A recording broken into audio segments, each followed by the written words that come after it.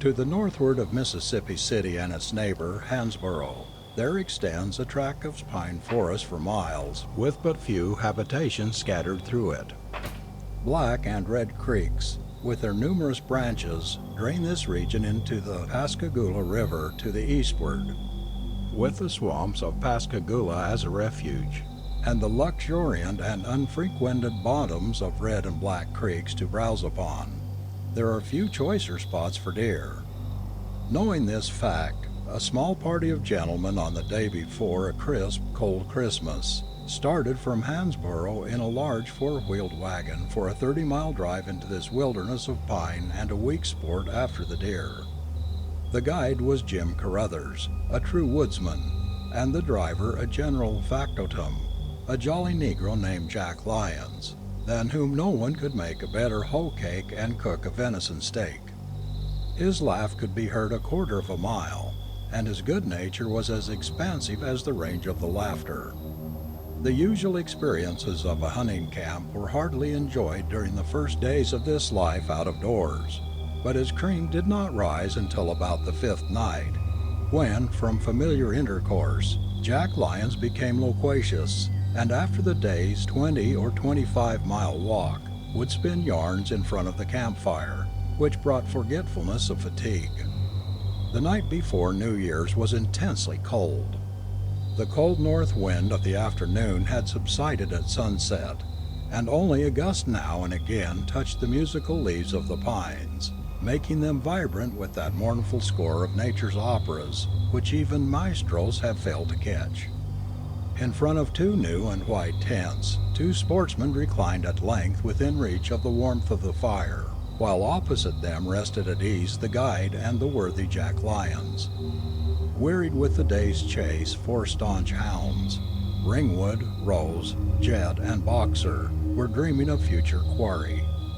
The firelight brought out in bright relief the trunks of the tall pines like cathedral columns, and sparkling through the leafy dome overhead, the scintillating stars glistened with diamond brightness. A silence which added its influence to the scene rested about the borders of the creek below, and gave more effect to the story of the veteran teamster than perhaps it otherwise would have had. "If de deer run down de creek," said old Jack, smacking his lips over a carefully prepared brewing of the real Campbellton punch, "we's bound to see fun tomorrer, for it'll take us down there by de old Gibbet's place. In daylight there's no place like it, but after nightfall, you bet you wouldn't catch this nigger there." Old Jack was naturally asked why he didn't care about visiting the Gibbet place that night. Asking to be excused till he filled his pipe, the silence was unbroken till his return. He piled on more pine knots and commenced. "You know, gemmen, that when the gunboats was in the South, we folks had to travel way back here on these roads out in the range of their big guns.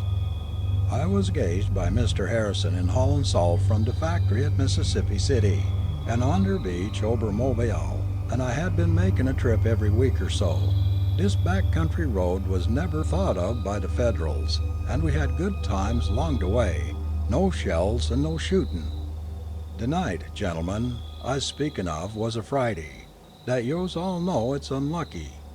Well, you see, I hitched up Betsy and Rose in the lead, and Old Fox and Blossom at the pole, and takes the biggest load of salt that the team ever carried. I starts out and crosses the Biloxi River and Hansborough just as the moon was going down. Yes, boss, these roads weren't no better then than now, and the rain made 'em mighty rough when you come to the holes. I sat in the seat whistling, de crows is in de pea patch, and a-thinking of Sarah Jameson, what was afterwards my wife, when I felt the off four-wheel go croosh in a hole up to the hub. I'd made 17 miles out of Hansborough. I did some cussin', and then went to the fence, about 20 yards off, and took out a rail to prise up the wheel. Then I saw I was at Mr. Gibbet's place. I says to myself, I'll go up to the house and get old Mr. Gibbet to give me a turn. I had gone by there 2 weeks before and seed the old man. Now, gentlemen, yer listen to me, For what I's tellin' yer is as sure as Jimmy'll blow the horn on the last day. I walked up to the house, and there I saw a bright light inside. It showed out fro' the windows, and I saw shaders of Miss Gibbet and Mrs. Gibbet on the window curtain. Sure, honey, sure. The front door was shut, and I steps up ter the gallery and knocks with the butt end of my whip. I didn't knock loud, neither. God bless us all, gentlemen. The lights went out like that, and I hears up a laugh. Ha, ha, ha, ha. How that set my knees a-shakin'. I opens the door, and there was no sign of anybody. I struck a match, and all the furniture was moved out, and the old red curtains that I thought I seed was in rags. The whole family was gone for sure. I didn't know exactly what to think about them strange voices, but I started back to the wagon when it lightened, and bless God, there in the front yard was 6 graves just made. Something wrong here, said I, and I builds a fire by the wagon and digs the wheel out. Just then old Squire Pasture came along the road from Mobile, and he tells me the news. Old man Gibbet cut the throats of his wife and 4 children and shoots himself in the head out in jealousy of his wife. They was all buried in the front yard, and the house was deserted 10 days before. Gentlemen, when I hear that, them miles make the quickest time to Mobile ever seed, and yous can tell me dar's no ghosts, but you don't catch me round that log house of Gibbet's, 'ceptin' sun's an hour high.